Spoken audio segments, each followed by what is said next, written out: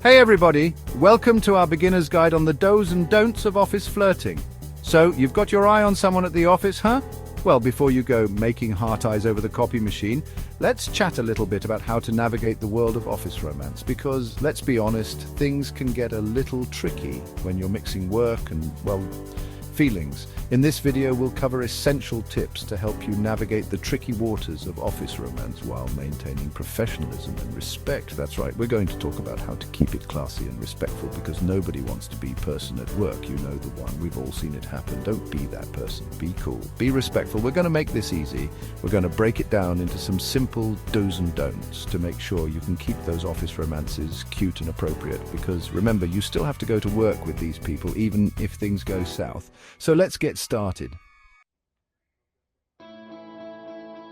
First things first, let's talk about power dynamics, because that's important. Understanding the balance of power in any workplace is crucial for maintaining a healthy and respectful environment. You know, in an ideal world, everyone would be on a level playing field, but the workplace isn't always like that.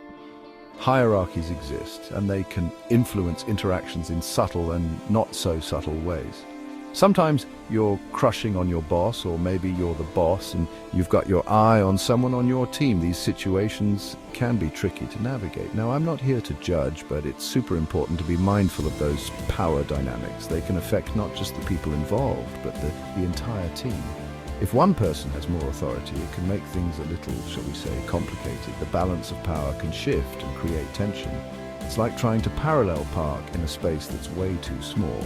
You might get in, but it's going to be a tight fit and could cause some damage. It's just not a good look. Stress and discomfort can ripple through the workplace. Imagine this. You're trying to ask someone out, but they're worried about what will happen if they say no. And you're their manager. Awkward. It puts them in a tough spot. Or flip it around. You're the one being pursued by someone who has a say in your promotions. Not cool. It can feel like your career is on the line. It can create an uncomfortable environment, and nobody wants that. The tension can affect everyone's productivity and morale. Listen, the key here is to proceed with caution. Think about the potential consequences before making any moves. If you're thinking about dipping your toes into the office romance pool with someone who's in a different power dynamic, make sure you're both on the same page. Clear communication is essential. Talk it out. Be open and honest. Transparency can prevent misunderstandings and resentment. And for goodness sake, if you're the one in the position of power, be extra cautious. Your actions can have a significant impact. The goal here is to make sure everyone feels safe and respected. A positive work environment benefits everyone. Remember, a little bit of awareness goes a long way. Being mindful of your actions can prevent a lot of issues. So be cool, be mindful, and let's keep those office romances drama-free. A harmonious workplace is a happy workplace. Okay, let's be real for a second. The workplace is for, well, work. It's a place where we come together to achieve common goals and drive the company forward. I know, sometimes you can't help but feel those sparks fly when you lock eyes with Steve from accounting over the printer. It happens, we're all human. But here's the thing, keep it professional. A firm handshake and a smile can go a long way in maintaining a respectful atmosphere. That means no inappropriate jokes, no overly suggestive comments, and definitely no PDA. We all want to feel comfortable and respected at work. Let's leave those things for, outside of work. The office is not the place for personal drama or romantic escapades. Think of it like this. Would you say or do that in front of your grandma? If it would make her blush, it's probably not suitable for the office. If the answer is no, then don't do it at work. Simple as that. Now, I'm not saying you can't be yourselves or have a little fun. A positive work environment is important. Just remember, there's a fine line between playful banter and being totally inappropriate. Know where that line is. And when you're at work, it's always better to err on the side of caution. Better safe than sorry. Think about it this way. Your reputation at work is precious. It's something you build over time and can be easily tarnished. It's like a delicate flower that needs to be nurtured and protected. Handle it with care. Do you really want to be known as that person who can't keep it in their pants at the office? I don't think so. Avoid those awkward moments. So let's keep it classy, folks. Dress the part, act the part. A little bit of professionalism goes a long way in the workplace. It sets the tone for success. And remember, there's a time and a place for everything. Timing is everything. The office, probably not the best place to let your freak flag fly. Keep it professional. Save that for your own time. Enjoy your personal life outside of work hours. All right, let's talk about boundaries, people. Boundaries are like those invisible fences we put up to protect ourselves, the ones that let people know when they're getting a little too close for comfort. And in the workplace, respecting boundaries is extra important.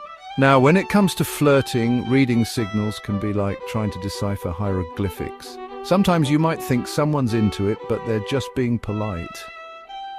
Or maybe you're picking up on vibes that aren't even there. It happens to the best of us. The key here is to be respectful of everyone's personal space and boundaries. If someone isn't reciprocating your flirtation, don't push it. It's like trying to fit a square peg into a round hole. It's just not going to work. And for goodness sake, if someone says no, take it with grace and move on. Don't be that person who keeps pushing and pushing until it becomes super uncomfortable for everyone involved. Remember, no means no, and respecting that is essential. Think of it like this. You wouldn't want someone to pressure you into something you're not comfortable with, right? So let's treat others the way we want to be treated. Be respectful, be understanding, and always, always respect those boundaries. It's the golden rule of office flirting. They say that 93% of communication is non-verbal, which is a lot, right? But it's true. Body language speaks volumes, especially when you're trying to navigate the tricky world of office flirting. It's like a secret code that everyone's speaking, but nobody really talks about. So let's decode it a little, shall we? First things first, pay attention to eye contact. Are they holding your gaze for a beat longer than usual, or are they looking everywhere but at you? Eye contact can be a major tell. Then there's body positioning. Are they angling their body towards you, like they're interested in what you have to say, or are they turned away, like they'd rather be anywhere else? It's like they say, the body doesn't lie. And let's not forget about touch. Now, I'm not talking about anything inappropriate here, but a light touch on the arm or shoulder during conversation can speak volumes. Just be sure to read the room and make sure it's welcome and reciprocated. Remember, everyone's different, and what might be a green light for one person could be a red light for another. So pay attention, be observant, and if you're ever unsure, just ask. It's always better to be safe than sorry, especially in the workplace. Okay, let's talk about PDI, or as I like to call it, public displays of awkwardness, because let's be real, nobody wants to see that at work. It's like watching a cheesy romantic comedy, but in real life, and you're stuck in the office. Listen, I get it. When you're feeling those sparks, it can be hard to keep your hands to yourself. But trust me, when it comes to the workplace, less is always more. Keep those grand romantic gestures for outside of work, where they belong. Think about it this way. Your co-workers don't want to witness your love story unfold while they're trying to meet a deadline. It's distracting, it's uncomfortable, and frankly, it's a little bit unprofessional. And let's not forget about the potential for gossip. Office romances are like wildfire. One minute you're holding hands by the water cooler, the next minute everyone's speculating about what you did last night. So do yourself and everyone else a favor and keep the PDA to a minimum. Save the smooches for after work and keep those office romances under wraps. Your co-workers will thank you for it. All right, folks, let's wrap things up with the most important tip of all. Communication is key.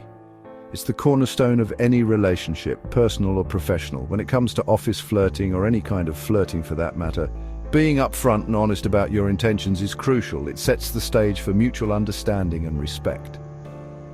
Think of it like this. You're at a restaurant and you see something delicious on the menu. You wouldn't just sit there and hope it appears on your plate, right? Do you just sit there staring at it, hoping it magically appears on your plate? Of course not. No, you flag down your server and you order it. You take action to get what you want. Flirting is kind of the same way. It's about taking that first step and showing interest. If you're interested in someone, let them know. Don't leave them guessing. Don't be afraid to strike up a conversation, even if it feels a bit awkward at first.